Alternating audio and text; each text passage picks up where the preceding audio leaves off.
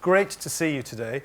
As Joe said, I'm Leatham Green. I'm the Exec Director of the Public Service People Management Association, and we're an advocacy group for HR/OD practitioners across public service, predominantly representing local government, blue light services, central government, but we have a very strong association with the healthcare sector and also university sector. And the other thing I do is I run the Mindful HR Centre. And what I do there is enable people to engage with their dreams, dream big, and be able to exceed beyond what they ever thought possible. So that's what I spend most of my time doing. And I'm really fortunate to be able to do that. It's about connecting with people and making people kind of, think beyond what they ever thought possible. So just before you actually get down to listen to me and you thought I can sit back and be really comfortable, and the world of talent acquisition or recruitment is all about connecting with people. And so I just want you to connect with somebody new that you haven't met today. So you've been sitting at your tables. And I want you to do it in a slightly different way. So I'm not really interested in what you want to get out of today's session. I just want you to share with somebody what you love. So I'm going to ask Josie, can I just borrow you for a second? Sure. Yeah, putting you on the spot, no pressure here. So you're going to go up to, you can find two people who you haven't worked with yet or met or talked to. And we're just going to do a little fist pump and a little pow. See, I anticipated it. You did. We have to do that again. Pow. I love it. I'm Leatham. I'm from PPMA. I'm Josie. I'm from Oleeo. And I love my whippet, Luca. I love my dog, Sadie. And that's all you need to do, and then off you go to your second. My daughter. And my husband. Yeah, it's always interesting to see where you sit in that pecking order. Love it. Two people on a different table. Off you go. Thank you. Thank you, everybody. How amazing was that? Yeah. How did that feel? What was that like to do? Invigorating, yeah. I mean, I'm sure for some people it's like, oh my God, do I really have to do this? I'd rather stick pins in my eyes than kind of go up to somebody and pow. But how quickly did you feel the energy rise in the room? Yeah. And connecting with somebody who you actually loved what they loved. Yeah. And I met somebody called Happiness. What an amazing name, Happiness. I just loved that. God, I mean, you've just got to feel happy, isn't it? I just love it. Yeah. I mean, and whilst it's a great thing to do in terms of connecting with people, we are all about people. Recruitment, bringing people into business is all about people. It's not about process. Yeah, I mean, that has a place, in the whole kind of route to connecting with your potential recruits into the business. But this is all about making connections with people. People like connecting with people. People connect with organizations. And that is the big thing about, particularly in public sector, cutting through the bureaucracy and cutting through the process.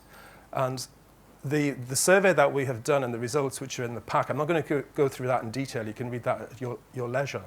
But the interesting thing for me, I've been involved in public service for over 30 years. I joined in the early 80s.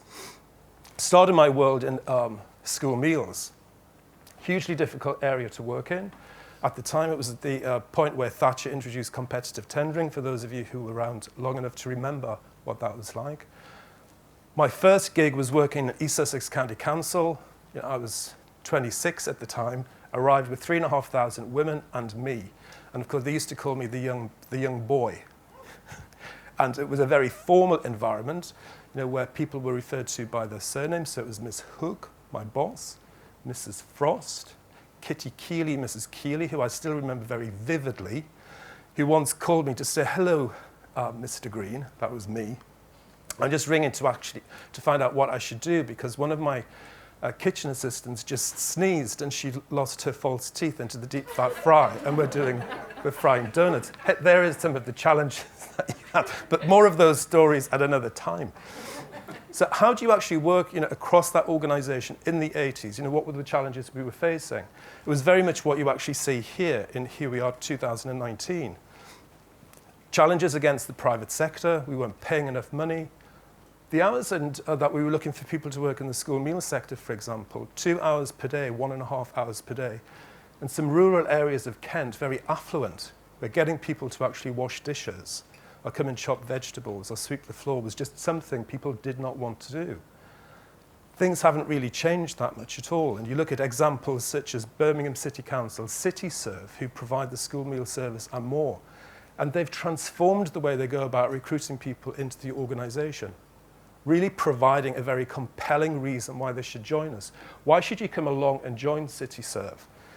Selling the experience and selling the fact that here in public sector, we sit on an absolute gem of a thing that we should be exploiting. This providing worthwhile work, something purposeful and meaningful to our local communities. And then you look at the adverts which you actually see in the newspapers or trade journals, and they're really horrifically boring. Would you get out of bed for it? And the answer is definitely not. Let alone when you actually receive a recruitment pack and the application form, the job description. Where do you ever find these admin assistants when you're asking, I saw one yesterday, counted the requirements that people were looking for in terms of essential criteria, and there were 37, for an admin assistant. It's absolutely ridiculous. And the exercise that I've just demonstrated, for some of us, it's about doing something which is very uncomfortable, getting out of that habitual. And that takes a little bit of effort. So to move away from these statistics in terms of, we've got competitive challenges with private sector, absolutely. And austerity, no doubt, in the world of public sector has increased that gulf for some people, some jobs, some roles, in terms of that competitiveness of salary. But it's not all about money. And again, looking at some of the headlines yesterday in the trade journals for some jobs, there were 4 jobs announced in Surrey County Council, all above £100,000. Now, I don't say that's a small salary at all. It's an amazing salary. It's a brilliant salary. So it's not all about money. But it is about, why would I want to join you? Why would I want to join your gang? We're tribal creatures. And the adverts, I know some of you might have seen them in CBS Reality, in terms of this is my reality, and telling the story about what it's like. I don't know, to be a magistrate, to be a lifeguard, to be a firefighter, getting out there and actually saying, this is what it's like to be in my world. And they're hugely compelling. And in the world of public sector, we do amazing things. Every day, people are helping people save lives, making life and death decisions, keeping the streets clean, making our communities a really beautiful place to live. Plus, we've got a huge amount of complex career opportunities that are amazing places for people to come and work. And do you see those stories out there? And are we proud about it? Do you go out and shout about it? And the answer generally is not. You see headlines about how difficult it is, the cuts that we're making. It's not like it used to be. And yet our terms and conditions in public sector are really pretty amazing. The flexibility that's on offer. And some real ingenuity and innovation that comes about by organizations who are attempting to step out of the mold. So these statistics are not new statistics. So the interesting thing is what do we have to do to actually break out of the habitual? That's the challenge, but I'll come on to that later. A couple of the headlines that I'll kind of just share with you, and again, you can delve in a little bit more detail in your own time.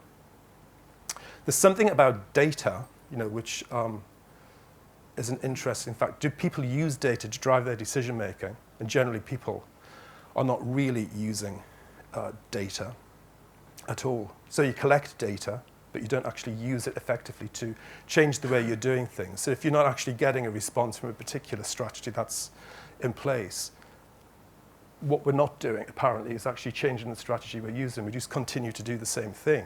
And you see that from adverts which are placed out there. You look on the likes of Instagram, Snapchat, how often do you actually see people out there from public sector promoting themselves, sharing the stories, getting in there with the people who you're looking to attract? Very rarely. Some do, but bearing in mind the thousands of organizations that we've got across public sector, there's very little footprint in terms of the presence of brilliant organizations who are looking to attract members of their community. So data is really important and should be used to actually drive decision making. But it'd be interesting to see what you actually think of that. And you might, we might have brilliant examples, which would be great to showcase if that's the fact here. The other thing is around time to hire. And we have got safer recruitment for many roles that we have in public sector. So there's something there in terms of how can you how can you cut through that? And it does take a little bit of time and effort. But one colleague I was speaking to, it happened to be last week, and the time to hire, including the pre-employment checks and vetting, it was up to 9 months to actually recruit somebody. And of course, how will I be feeling as a person who, I got my letter and I was successful and here I go. And 9 months later, I'm still not with you. And what connection had actually happened with that individual during that 9-month period to actually keep you excited and enthusiastic? Because actually, I would imagine, certainly if it would be me, I'd be thinking, what on earth have I done to join this? Is it really going to take this long to get there? And I'd like to say that's uncommon, but it's not uncommon. Do teams actually know how long it does take them to recruit? What time does it take, and how can we speed up this process of recruitment? Let alone the bureaucracy and the form filling which is involved for people to fill in an application form. It's not a great experience. And for many in public sector, what we've done is replicated the paper-based activity onto an online system and say we are now online and we're automated and we're cooking with gas when it comes to technology. And the experience, actually, if you sit there and put yourself in the position of the candidate, is not one of great excitement at all. So we've really got to kind of cut through this. And there are things that you can do to speed it up. When you're looking at, have you got all of your information ready to press the button? Do you know when you're going to be interviewing? Can you actually turn these things around quickly? There's still a lot of gaps in that space. But again, we might have stories in the room which will be able to bust that myth. Interesting here with Great Ormond Street Hospital, because they've got a fantastic brand in terms of working there, and the brilliant work that they do. And I've just started to do some work with Great Ormond Street, because what they've recognized is they're not able to retain people as effectively as they want, and they're certainly not representative of the local communities that they serve, as well as they should be, particularly around the BAME community. Something like less than 30% of their workforce comes from the BAME community, and when you actually look at the space where they're operating in, that's really not effective at all, but they recognize that. And the other thing which we need to explore more effectively is, what is it like when I actually get there and work in the public sector? What does it feel like? What's the experience like? Does it actually live up to my expectations, the dreams I had when I actually applied for the job? And for many, the answer is it isn't. And you actually look at the statistics right across public sector, and we lose people pretty quickly in the first 3 years of employment. Once you actually get beyond that, people tend to stick around a little bit longer. Whether or not you actually get sanitized to what it's like in some of these organizations, or it's equally a brilliant place to be.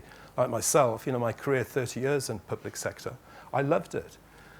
Whilst there might have been frustrations, there were great opportunities that were put in my way, which I seized and took advantage of. But for many people, when they arrive in their first week of employment, is often sat in a corner asking you to do these online access programs, and nobody is speaking to you. You don't really know where to go, and you're kind of left to navigate your way through this kind of dreadful thing of sitting and doing these induction programs, which you need to do in order to be able to operate your computer system. I don't know, does anybody recognize that story?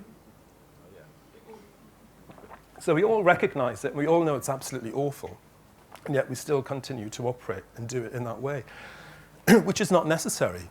You can actually do things far more effectively and allow people to get through what it is that you need to do in order to be productive and effective before you actually step through the door. And there's somebody waiting for the new recruits when they arrive to say hello and welcome, and I can't wait to make your experience amazing. I want this to be the best possible place it can be. And we always think that private sector can compete more effectively than public sector when it comes to wages. And that's just not necessarily correct. Many people are paid very low wages in the public sector. And think organizations like LinkedIn identified the fact that they can't compete on salary. But what they can compete on is making the career when you worked with LinkedIn the most wonderful time of your career possible. And they want people to look back even after they've left that organization to say, this was the best place I've ever worked in my career. That's their goal, that's their drive, that's their purpose, and they go out there and they market it relentlessly. When you get there, according to the statistics and information that's shared, and you watch out in terms of the postings they're making on social media, that is what you see. So the answer, it doesn't always have to be money, and equally, it's quite easy to say we can't compete with money against the private sector. It's the experience which is essential. Now, we have amazing stories from people, social workers, teachers, doing fantastic things across the scope of public sector on behalf of our local communities. And we need to be able to celebrate that. And you do see some examples, certainly in terms of the work that the Local Government Association are doing to try and attract people into the world of social work, to actually see that as a career of choice. However, the reality for many, when you actually connect with them and speak to them, is that this relentless drive in terms of burnout, we know that social workers will frequently go through that 7-year cycle and really be exhausted, put on the front line, experiencing these really difficult situations. Shortage of social workers, therefore dealing with high caseloads, and yet nothing is done to break through that cycle. It's really not acceptable. And something can be done about it. So, you look at our colleagues in the Blue Light Service or the Armed Forces, they would never leave their operators on the front line for 7 years under this relentless pressure. They would take people away to allow them to regroup, to recharge their mental battery, to have a refresh and experience something less pressurized, and then ready to go back and do these really difficult, challenging jobs. And we need to learn from that. It's not all about money. It's about connecting with people. And then I've summarized, and again, this is in the information that you've got, in terms of the challenges ahead. And what do I think that we can be doing to address that? And there are 4 things I think that I've seen across the scope of public service where people are starting to kind of get a grip of this far better. And the first is about reframing the HR role and purpose, and not seeing recruitment just as a transactional task where we go out, place an advert, bring somebody in, looking as a resource, putting them in some part of the business, leaving them to navigate their own way through what it's like to work here, and shifting into a far more commercial approach, being business savvy rather than business naive. And recognizing that this is a much broader strategic challenge, connecting in with strategic workforce planning and having those corporate conversations. And I've already given you an example of Birmingham City Council, and moving away from this concept of seeing people as acquired possessions, and they'll just do as I'm told.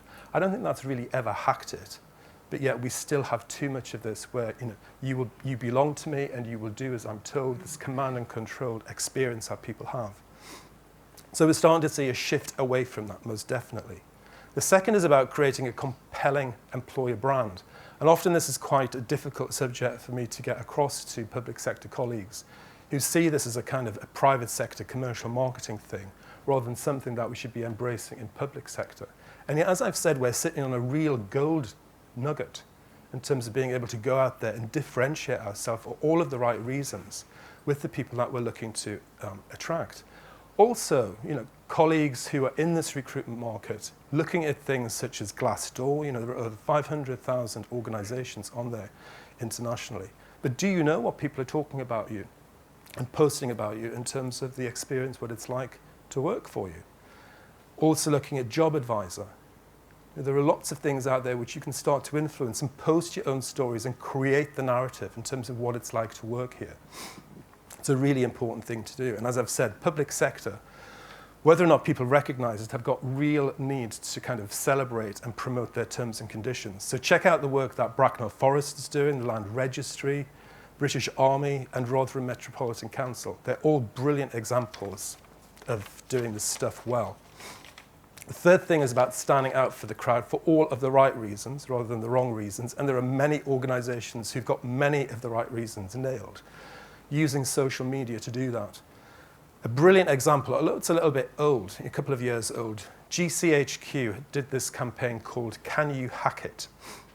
So they wanted people who can think like a hacker and a defender at the same time. They got 95 million hits for this social media campaign that they did. Amazing. 5,000 applicants and 770 code breakers. I mean, how amazing is that? What great value for money and a brilliant way to actually promote what GCHQ is all about. Checking out things like Facebook, LinkedIn, Twitter, Instagram, Snapchat. So private sector example, DBB Oslo, but it's worth looking at because this is free stuff to do. They posted a competition to students trying to attract students into their business, asking for a 10-second advert on Snapchat. They got 700 submissions, 50,000 views on YouTube. You know, that's the kind of thing that we want to do. Low cost, high impact for all of the right reasons. So less grey videos from public sector showing white men in grey suits, very boring and certainly wouldn't connect with me. See too much of that too often. Hard copy adverts, really not generating the right kind of response. Dreadfully bureaucratic job descriptions, person specs, and interview process, and all of that's got to be cut through. And finally, knowing your market and create a community of potentially interested people. So today I've got with me Hayley Camprese, Hayley from OneSource. And Hayley is PPMA's HR Rising Star. So one of the things that we do is go out into the business and find out who are the stars and HR directors of the future. We provide a free opportunity for people to come together, usually about 15 people each year, and compete against each other and participate in a development program. And we've created over the past 10 years now a community of 250 people who we connect with nationally.